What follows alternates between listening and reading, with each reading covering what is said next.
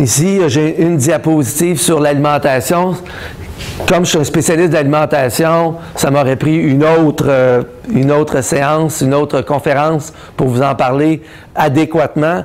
Alors, je fais juste un clin d'œil à cette diapositive-là parce que ça fait partie des saines habitudes de vie pour lesquelles ça pourrait nous aider à combattre le stress. Entre autres, le truc que je peux vous donner, c'est de manger davantage d'aliments qui contiennent du magnésium ou des suppléments qui contiennent du magnésium. Alors ça, c'est le supplément vedette là, pour contrer le stress. Donc, là-dedans, on va avoir les légumes verts, entre autres. Avoir des collations santé pour faire en sorte que notre énergie demeure stable. Ça me rappelle une anecdote. Quand j'étais en stage doctoral, je suis allé au Japon. Et au Japon, c'est très hiérarchisé. Puis j'étais dans un petit laboratoire avec un directeur, des techniciens, des étudiants et des professionnels pour lesquels on travaillait en équipe sur mon projet de doctorat. Et on m'avait dit, ne parle jamais à Tanaka lorsqu'il a le ventre vide. Parce que tu vas te faire refuser. C'est pas le bon moment pour négocier des choses. Alors, jamais avant dîner, jamais avant souper, d'y arriver avec des demandes.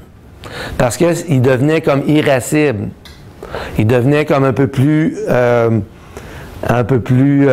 nerveux, un peu moins compréhensif. Alors, les demandes, je les faisais toujours après dîner. Alors là, il était plus réceptif.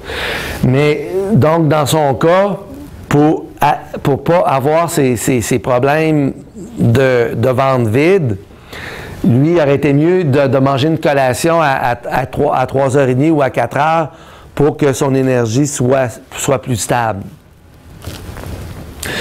Les compulsions alimentaires, les compulsions alimentaires, c'est une conséquence, ça peut être une conséquence du stress en pensant que le chocolat va nous aider aussi à mieux gérer le stress. Donc, effectivement, en fait, il ne faut pas dire le chocolat, mais le cacao, parce que en bas de 85% des tablettes de chocolat qui peuvent aider à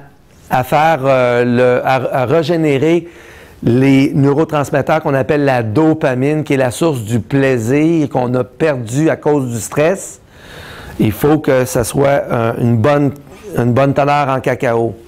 Alors, manger du cacao pour gérer le stress, c'est une chose. Et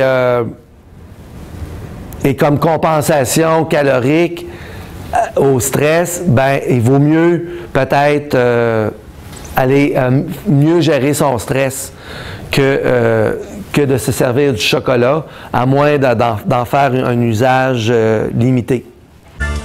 Pour plus d'informations sur les conférences de Paul Boisvert, visitez le site internet coachpoisanté.ca.